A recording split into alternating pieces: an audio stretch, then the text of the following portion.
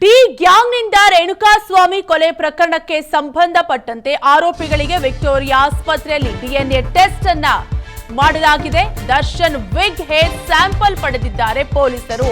ತಲೆಗೆ ವಿಗ್ ಅಳವಡಿಸಿಕೊಂಡಿರುವ ನಟ ದರ್ಶನ್, ಆರೋಪಿಯ ಉದ್ದದ ಅಳತೆ, ಆರೋಪಿಯ ತೂಕ, ಆರೋಪಿ ಹೊಂದಿರುವ ಸ್ವಾಭಾವಿಕ ಕೂದಲಿನ ಪ್ರದೇಶ, ಸ್ವಾಭಾವಿಕ ಅಸ್ವಾಭಾವಿಕ ಕೂದಲಿನ ಮಾದರಿ ಸಂಗ್ರಹಣೆಯನ್ನ ಮಾಡಿದ್ದಾರೆ. ಬಾಚಣಿಗೆಯಲ್ಲಿ ಬಾಚಿದಾಗ ಕೂದಲು ಬರುವ ರೀತಿ ಸಂಗ್ರಹವನ್ನ ಮಾಡಿದ್ದಾರೆ. ಸ್ಯಾಂಪಲ್ಸ್ ನ ರಕ್ತದ ಮಾದರಿ ಸಂಗ್ರಹ, ರಕ್ತದ ಗುಂಪಿನ ಮಾಹಿತಿ ಜೊತೆಗೆ ದರ್ಶನ್ಗೆ ಕಣ್ಣಿನ ಪರೀಕ್ಷೆಯನ್ನು ಕೂಡ ವಿಕ್ಟೋರಿಯಾ ಆಸ್ಪತ್ರೆಯ ವೈದ್ಯರು ಮಾಡಿದ್ದಾರೆ. ಡಿ ಗ್ಯಾಂಗ್ನಿಂದ ರೇಣುಕಾಸ್ವಾಮಿ ಕೊಲೆ ಪ್ರಕರಣಕ್ಕೆ ಸಂಬಂಧಪಟ್ಟಂತೆ ಆರೋಪಿಗಳಿಗೆ ವಿಕ್ಟೋರಿಯಾ ಆಸ್ಪತ್ರೆಯಲ್ಲಿ ಡಿಎನ್ಎ ಟೆಸ್ಟ್ ಅನ್ನ ಮಾಡಿಸಲಾಗಿದ್ದು, ದರ್ಶನ್ ವಿಗ್ ಹೇರ್ ಸ್ಯಾಂಪಲ್ ಪಡೆದುಕೊಂಡಿದ್ದಾರೆ ಪೊಲೀಸರು. ತಲೆಗೆ ವಿಗ್ ಅಳವಡಿಸಿಕೊಂಡಿದ್ದ ನಟ ದರ್ಶನ್, ಆರೋಪಿಯ ಉದ್ದದ ಅಳತೆ ಜೊತೆಗೆ ಆರೋಪಿಯ ತೂಕ, ಆರೋಪಿ ಹೊಂದಿರುವ ಸ್ವಾಭಾವಿಕ ಕೂದಲಿನ ಪ್ರದೇಶವನ್ನ, ಅದರ ಮಾದರಿಯನ್ನ ಸಂಗ್ರಹಣೆ ಮಾಡಿಕೊಂಡಿದ್ದಾರೆ ಪೊಲೀಸರು. ರಕ್ತದ ಮಾದರಿ ಸಂಗ್ರಹ, ರಕ್ತದ ಗುಂಪಿನ ಮಾಹಿತಿ, ದರ್ಶನ್ಗೆ ಕಣ್ಣಿನ ಪರೀಕ್ಷೆಯನ್ನು ಕೂಡ ವಿಕ್ಟೋರಿಯಾ ಆಸ್ಪತ್ರೆಯ ವೈದ್ಯರು ಮಾಡಿದ್ದು, ವಿಕ್ಟೋರಿಯಾ ಆಸ್ಪತ್ರೆಯಲ್ಲಿ ಆರೋಪಿಗಳ ಎಲ್ಲರಿಗೂ ಕೂಡ ಟೆಸ್ಟ್ ಅನ್ನ ಮಾಡಲಾಯಿತು. ಇದೇ ವೇಳೆ ದರ್ಶನ್ ವಿಗ್ ಹೇರ್ ಸ್ಯಾಂಪಲ್ ಕೂಡ ಪಡೆದುಕೊಂಡಿದ್ದಾರೆ ಪೊಲೀಸರು. ದರ್ಶನ್ ಗ್ಯಾಂಗ್ನಿಂದ ರೇಣುಕಾಸ್ವಾಮಿ ಕೊಲೆ ಪ್ರಕರಣಕ್ಕೆ ಸಂಬಂಧಪಟ್ಟಂತೆ ಈಗಾಗಲೇ ಹಲವು ಸಾಕ್ಷ್ಯಾಧಾರಗಳನ್ನ ಪೊಲೀಸರು ಕಲೆ ಹಾಕಿದ್ದಾರೆ.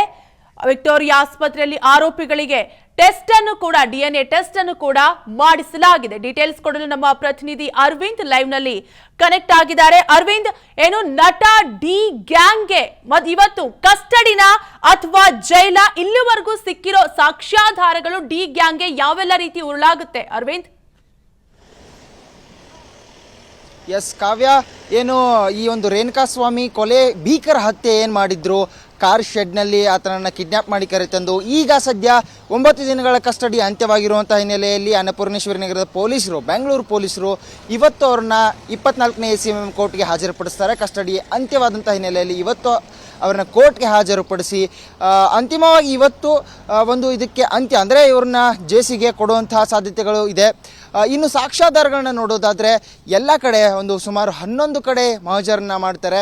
ಮಹಜರನ್ನ ಮಾಡಿ ಹಲವು ಟೆಕ್ನಿಕಲ್ ಎವಿಡೆನ್ಸ್ಗಳನ್ನ ಇವರು ಸಂಗ್ರಹಿಸೋದಕ್ಕೆ ಸಂಪೂರ್ಣ ಒಂದು ಪ್ರಯತ್ನ ಮಾಡಿದ್ದಾರೆ. ಇಲ್ಲಿ ಆ ಒಂದು ರೇಣುಕಾಸ್ವಾಮಿ ಅವರ ಮೇಲೆ ಒಂದು ಬಟ್ಟೆಗಳ ಮೇಲೆ ಫಿಂಗರ್ ಪ್ರಿಂಟ್ಸ್ ಆಗಿರ್ಬೋದು, CCTV ಫುಟೇಜಸ್ ಆಗಿರ್ಬೋದು, ಟವರ್ ಡಂಪ್ ಆಗಿರ್ಬೋದು, ಜೊತೆಗೆ ಈಗ ಮೆಡಿಕಲ್ ಟೆಸ್ಟಲ್ಲಿ ಒಂದು ಕೂದಲಿನ ಸ್ಯಾಂಪಲ್ಗಳಾಗಿರ್ಬೋದು, ರಕ್ತದ ಸ್ಯಾಂಪಲ್ಗಳು, ಬಟ್ಟೆಗಳ ಮೇಲಿರುವಂಥ ಫಿಂಗರ್ ಪ್ರಿಂಟ್ಸು, ಈ ಎಲ್ಲ ಒಂದು ಟೆಕ್ನಿಕಲ್ ಎವಿಡೆನ್ಸ್ಗಳನ್ನ ಕಲೆ ಹಾಕೋದ್ರಲ್ಲಿ ಯಶಸ್ವಿಯಾಗಿದ್ದಾರೆ ಪೊಲೀಸ್ನವರು. ಯಾಕಂದರೆ ಈ ಒಂದು ಕೇಸ್ ಏನಿದೆ, ಈ ಕೇಸ್ ಸಾಮಾನ್ಯವಾದಂತಹ ಕೇಸ್ ಅಲ್ಲ. ಇದರಲ್ಲಿ ಒಂದು ಕರ್ನಾಟಕದಲ್ಲೇ ಪ್ರಸಿದ್ಧಿ ಪಡೆದಂತಹ ನಾಯಕ ನಟ ಒಂದು ಮುಖ್ಯ ಕೇಂದ್ರ ಬಿಂದುವಾಗಿರುವಂಥ ಹಿನ್ನೆಲೆಯಲ್ಲಿ ಈ ಒಂದು ಕೇಸ್ನಲ್ಲಿ ಸಾಕ್ಷ್ಯಾಧಾರಗಳು ಇಲ್ಲ ಅಂತ ಅಂದರೆ ಈ ಕೇಸ್ ಮುಚ್ಚೋಗುವಂಥ ಎಲ್ಲ ಸಾಧ್ಯತೆ ಇರೋದರಿಂದ ಸದ್ಯ ಪೊಲೀಸ್ನವರು ಎಲ್ಲ ರೀತಿಯಾದಂಥ ಸಾಕ್ಷ್ಯಗಳನ್ನ ಕಲೆ ಹಾಕಿದ್ದಾರೆ. ಈಗ ದರ್ಶನ್ ಅವರ ಒಂದು ಕೂದಲಿನ ಸ್ಯಾಂಪಲ್ ಆಗಿರಬಹುದು, ಹಾಗೆ ಅವರ ಶೂಸ್ ಆಗಿರ್ಬೋದು, ಅವರ ಬಟ್ಟೆ ಆಗಿರ್ಬೋದು, ಈ ಎಲ್ಲ ಒಂದು ಸಾಕ್ಷ್ಯಾಧಾರಗಳನ್ನ ಕಲೆ ಹಾಕೋದ್ರ ಜೊತೆಗೆ ಸ್ಟೇಟ್ಮೆಂಟ್ಗಳನ್ನ ಪಡೆದುಕೊಳ್ತಾ ಇದ್ದಾರೆ. ಇಲ್ಲಿ ದರ್ಶನ್ ಅವರು ಕೂಡ ಒಂದು ರಿಮ್ಯಾಂಡ್ ಅರ್ಜಿ ಏನು ನಮಗೆ ಸಿಕ್ಕಿತ್ತು ಮಾಧ್ಯಮದವರಿಗೆ, ಆ ಒಂದು ರಿಮ್ಯಾಂಡ್ ಕಾಪಿನಲ್ಲಿ ದರ್ಶನ್ ಅವರೇ 30 ಲಕ್ಷ ರೂಪಾಯಿನ ನನ್ನ ಒಂದು ಹೆಸರು ಇದರಲ್ಲಿ ಬರಬಾರ್ದು ಅನ್ನೋಕ್ಕೋಸ್ಕರ ಅವರಿಗೆ ಕೊಟ್ಟಿದ್ವಿ ಅನ್ನುವಂಥ ಮಾತನ್ನು ಕೂಡ ಹೇಳಿದ್ದಾರೆ, ಸ್ಟೇಟ್ಮೆಂಟ್ನ ಕೊಟ್ಟಿದ್ದಾರೆ ಅನ್ನುವಂಥ ಮಾಹಿತಿ ಬರ್ತದೆ. ಸದ್ಯದ ಪ್ರಕಾರ ಈ ಒಂದು ಸಾಕ್ಷ್ಯಗಳನ್ನ ನೋಡೋದಾದರೆ CCTV ಫುಟೇಜಸ್ ಆಗಿರ್ಬೋದು, ಇವರು ಬಂದು ಹೋಗಿರುವಂಥ ಟೈಮಿಂಗ್ಸ್ ಆಗಿರ್ಬೋದು, ಟವರ್ ಡಂಪ್ ಆಗಿರ್ಬೋದು, ಫಿಂಗರ್ ಪ್ರಿಂಟ್ಸ್ ಆಗಿರ್ಬೋದು, ಜೊತೆಗೆ ಈ ಆರೋಪಿಗಳು ದರ್ಶನ್ ವಿರುದ್ಧವಾಗಿ, ಅಂದರೆ ದರ್ಶನ್ ಅವರಲ್ಲಿ ಇದ್ರು ಅನ್ನೋವಂಥ ಹೇಳಿಕೆಗಳನ್ನ ನೀಡಿರುವಂಥದ್ದಾಗಿರ್ಬೋದು, ಇವೆಲ್ಲವನ್ನೂ ನೋಡಿದ್ರೆ ದರ್ಶನ್ ಅವರಿಗೆ ಜೈಲು ಮತ್ತೆ ಉರುಳಾಗುವಂತಹ ಎಲ್ಲ ಸಾಧ್ಯತೆ ಇದೆ. ಜೊತೆಗೆ ಪರಪ್ಪನ ಅಗ್ರಹಾರಕ್ಕೆ ದರ್ಶನ್ ಈ ಬಾರಿ ಅಂದರೆ 2ನೇ ಬಾರಿ ಹೋಗುವಂತಹ ಸಾಧ್ಯತೆ ಇದೆ. 2011ರಲ್ಲಿ ಅವರ ಧರ್ಮಪತ್ನಿ ವಿಜಯಲಕ್ಷ್ಮಿ ಅವರಿಗೆ ಅವರು ಹಲ್ಲೆ ಮಾಡಿದ್ರು. ಆ ಹಿನ್ನೆಲೆಯಲ್ಲಿ ಆವಾಗೂ ಕೂಡ ದರ್ಶನ್ ಅವರಿಗೆ ಪರಪ್ಪನ ಅಗ್ರಹಾರ ಒಂದು ಜೈಲ್ ಫಿಕ್ಸ್ ಆಗಿತ್ತು. ಆಗಲೂ ಕೂಡ ಹೋಗಿ ನಂತರ ಅವರು ದರ್ಶನ್ ಅವರು ಒಂದು ಕೇಸ್ನ ವಾಪಸ್ ತೆಗೆದುಕೊಂಡು ವಾಪಸ್ ಬಂದಿದ್ದರು. ದರ್ಶನ್ ಅವರು ಜೈಲಿನ ಬಿಡುಗಡೆ ಆಗಿ ಬಂದಿದ್ರು. ಆದರೆ ಈ ಬಾರಿ ಮತ್ತೆ 2ನೇ ಬಾರಿಗೆ ಪರಪ್ಪನ ಅಗ್ರಹಾರ ಜೈಲಿಗೆ ದರ್ಶನ್ ಹೋಗುವಂಥ ಎಲ್ಲ ಸಾಧ್ಯತೆ ಇದೆ ಕಾವ್ಯ. ಇನ್ನು ಈ ಒಂದು ಕೇಸ್ ಏನಿದೆ, ಈ ಕೇಸ್ DCP ವೆಸ್ಟ್ ಅಥವಾ ಬೆಂಗಳೂರು ಪೊಲೀಸ್ನವರಿಗೆ ಮಹತ್ವದ ಕಾರ್ಯಾಚರಣೆ ಅಂತ ಹೇಳ್ಬೋದು. ಸುಮಾರು 17 ಆರೋಪಿಗಳನ್ನ ಇವತ್ತು ನ್ಯಾಯಾಂಗಕ್ಕೆ ಅಂದರೆ ಕೋರ್ಟ್ಗೆ 24ನೇ ACMM ಕೋರ್ಟ್ಗೆ ಹಾಜರುಪಡಿಸಿ ಅವ್ರನ್ನ ಒಂದು ಪರಪ್ಪನಾಗ್ರಹಾರ ಜೈಲಿಗೆ ಕಳಿಸುವಂತಹ ಎಲ್ಲ ಕೆಲಸವನ್ನ ಮಾಡ್ತಾರೆ ಕಾವ್ಯ. ಎಸ್ ಅರವಿಂದ್, ಈಗಾಗಲೇ ಈ ಡಿ ಗ್ಯಾಂಗ್ ಕೃತ್ಯಕ್ಕೆ ಸಂಬಂಧಪಟ್ಟಂತೆ ಸ್ಪಾಟ್ ಇನ್ವೆಸ್ಟಿಗೇಷನ್ ಆಗಿದೆ, ಒಬ್ಬೊಬ್ಬರನ್ನು ವಿಚಾರಣೆ ಕೂಡ ಮಾಡಲಾಗಿದೆ, ಹಲವು ಸಾಕ್ಷ್ಯಾಧಾರಗಳನ್ನ ಪೊಲೀಸರು ಈಗಾಗಲೇ ಕಲೆ ಹಾಕಿದ್ದಾರೆ. ಇನ್ನು ಸರ್ಕಾರಿ ಪರ ವಕೀಲರು ಇವತ್ತು ವಾದ ಮಾಡೋದಕ್ಕೆ ಯಾವೆಲ್ಲ ರೀತಿ ತಯಾರಿ ಮಾಡಿಕೊಂಡಿದ್ದಾರೆ ಅರವಿಂದ್?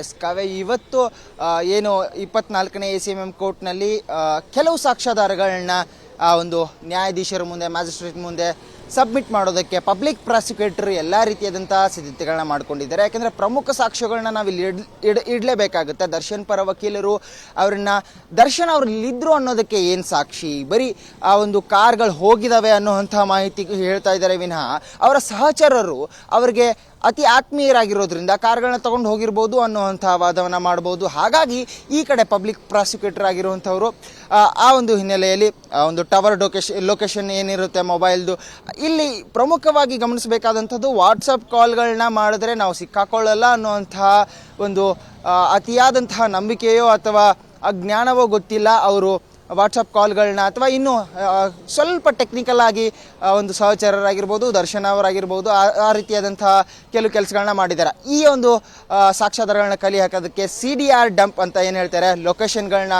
ಟ್ರ್ಯಾಕ್ ಮಾಡುವಂಥದ್ದು ಅಥವಾ ಕಂಪ್ಲೀಟ್ ಮೊಬೈಲ್ಗಳ ಇತಿಹಾಸವನ್ನು ಕೆದಕುವಂಥ ಕೆಲಸವನ್ನು ಪೊಲೀಸ್ನವರು ಮಾಡಿದ್ದಾರೆ. ಅದಕ್ಕೆ ಪೊಲೀಸ್ನವ್ರನ್ನ ಯಾವುದೇ ಒಂದು ಅಪರಾಧಿ ಒಂದು ಚಿಕ್ಕ ಕ್ಲೂ ಬಿಡ್ತಾರೆ ಅಂತ ಹೇಳೋದು. ವಾಟ್ಸಪ್ ಕಾಲ್ ಮಾಡಿದ್ರೆ ಏನು ಗೊತ್ತಾಗಲ್ಲ ಅಂತಾರೆ, ಆದರೆ ವಾಟ್ಸಪ್ ಕಾಲ್ ಮಾಡಿದ್ರು ಕೂಡ CDR ಡಂಪ್ನ ತೆಗೆದುಕೊಂಡ್ರೆ ಅಲ್ಲಿ ಕಂಪ್ಲೀಟಾಗಿ ಡೀಟೇಲ್ಸ್ ಸಿಗುತ್ತೆ. ಸೊ ಈ ರೀತಿಯಾದಂಥ ಹಲವು ಟೆಕ್ನಿಕಲ್ ಎವಿಡೆನ್ಸ್ ಆಗಿರ್ಬೋದು, ಜೊತೆಗೆ ಬಟ್ಟೆ, ಶೂಸ್, ಒಂದು ಫಿಂಗರ್ ಪ್ರಿಂಟ್ಸ್ ಏನಿದೆ, ರೇಣುಕಾ ಸ್ವಾಮಿ ಅವರ ಡೆತ್ ಆಗಿರುವಂಥ ಟೈಮಿಂಗ್ಸು, ಆ ಒಂದು ಟೈಮಿಂಗ್ಸಲ್ಲಿ ದರ್ಶನ್ ಅವರು ಅಲ್ಲಿ ಇದ್ದಿದ್ದು, ಇದೆಲ್ಲವೂ ಕೂಡ ಒಂದು ಸಾಕ್ಷ್ಯಾಧಾರಗಳನ್ನ ಮ್ಯಾಜಿಸ್ಟ್ರೇಟ್ ಮುಂದೆ ಸಬ್ಮಿಟ್ ಮಾಡಿ ಅವ್ರನ್ನ ಜೇಸಿಗೆ ಕಳಿಸುವಂಥ ಕೆಲಸವನ್ನ ಮಾಡ್ತಾರೆ ಕಾವ್ಯ. ಥ್ಯಾಂಕ್ ಯು ಅರವಿಂದ್ ಡೀಟೇಲ್ಸ್ಗಾಗಿ. ಅನುಕ್ಷಣದ ಸುದ್ದಿಗಳಿಗಾಗಿ Vistara news YouTube channel subscribe ಮಾಡಿ. ಹೊಸ ಸುದ್ದಿಗಳ ನೋಟಿಫಿಕೇಶನ್ಗಾಗಿ ಬೆಲ್ ಐಕಾನ್ ಕ್ಲಿಕ್ ಮಾಡಿ. ಲೇಟೆಸ್ಟ್ ಅಪ್ಡೇಟ್ಸ್ಗಾಗಿ www.vistaranews.com ವೆಬ್ಸೈಟ್ಗೆ ವಿಸಿಟ್ ಮಾಡಿ. ಅಂಗೈಯಲ್ಲೇ ಜಗತ್ತಿನ ಸುದ್ದಿ ತಿಳಿಯಲು Vistara news Kannada app download ಮಾಡಿ.